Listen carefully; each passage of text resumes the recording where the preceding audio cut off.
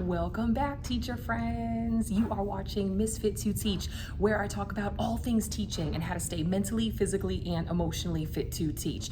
If I do not already know you, please join our growing community by hitting the subscribe button, which is this little purple icon somewhere on the bottom right corner of the screen. I've got to fix it. It's not super good, but anyway. And also the notification bells so that you and I can come together every week. Before we get into it, so many exciting things happening. I want to thank our growing community for the feedback and the conversations. It has all been very, very exciting. Also, last week I talked about my partnership with study.com. That information will be in the description box in this video if you are interested in more information. And more excitingly, we have launched our t-shirt shop. We have the new Reading is Good for My Health t-shirts that is in the shop now on TeePublic. So that information will be in the description box below, as well as different styles of mugs and other t-shirts to bring out and rock out as teachers. So thank you for your support, and let's get into it.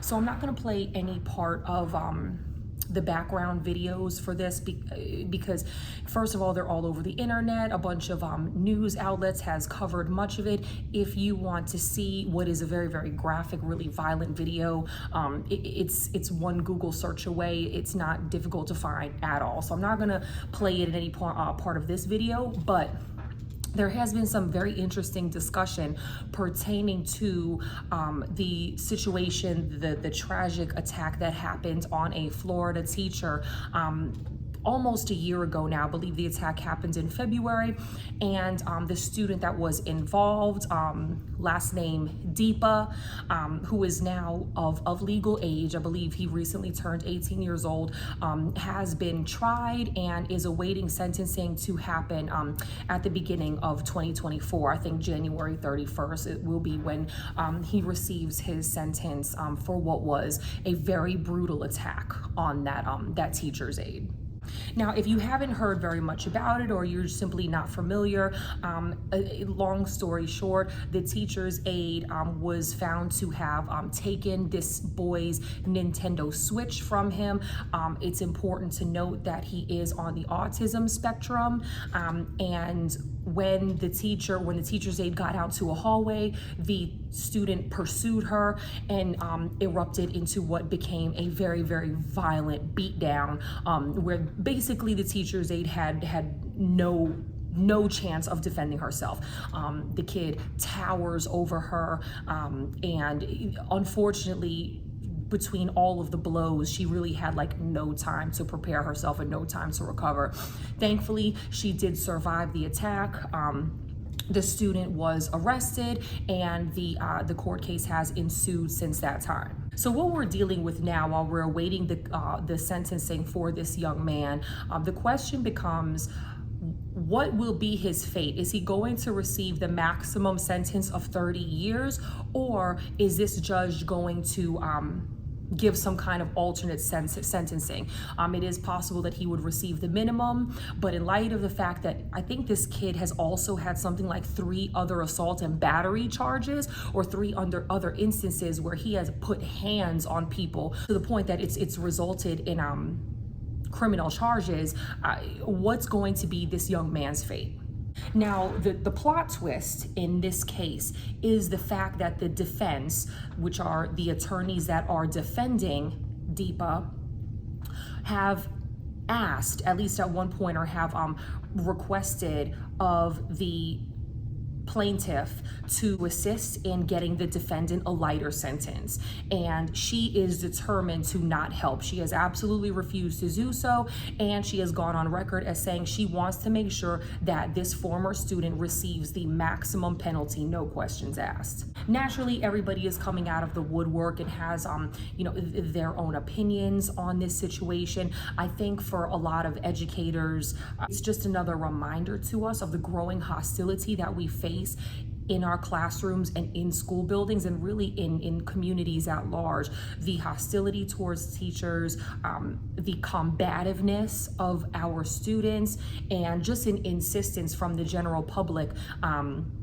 that students should not receive any consequences, or their consequences should be equivalent to slaps on the wrist. These are becoming very, very frustrating matters for teachers, even to the effect that they are quitting their jobs or simply choosing not to enter into teaching whatsoever because of their fear that they could be the next victim. With all of that being said, I want to say that me personally, I absolutely support where this teacher is coming from in insisting that she will not help this former student to receive a lighter sentence.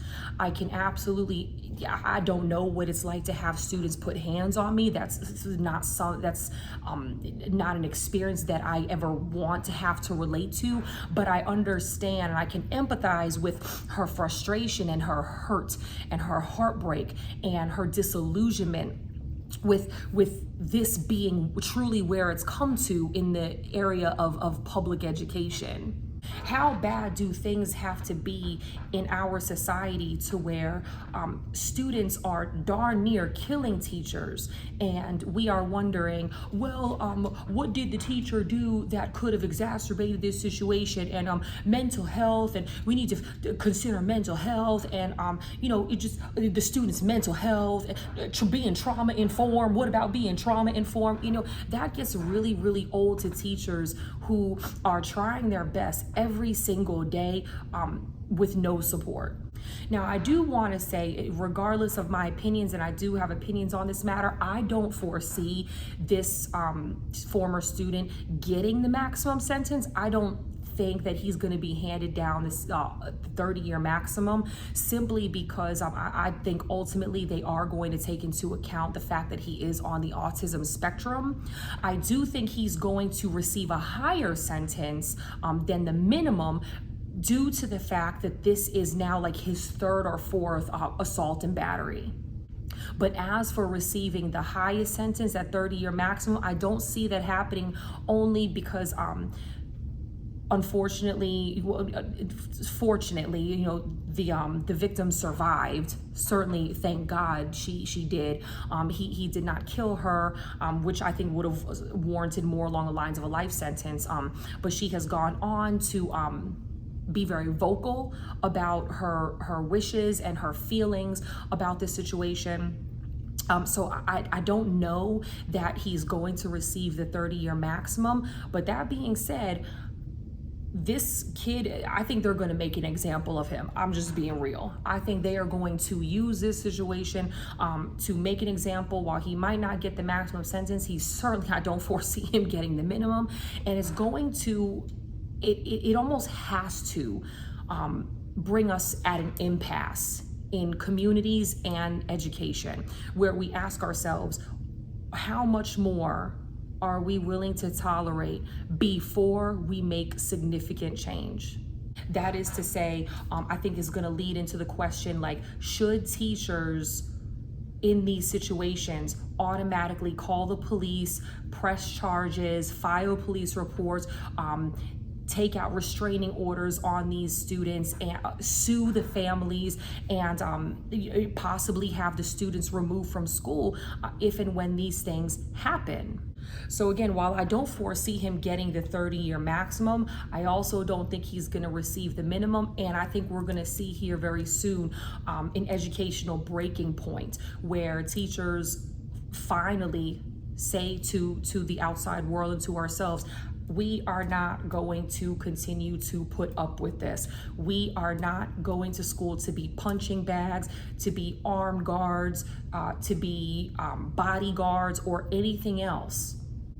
And I think sooner or later, our educational leadership, our politicians, and our community leaders are going to have to grapple with the fact that if we do not start implementing very serious consequences within our school communities, we're going to start to see a lot more teachers walk.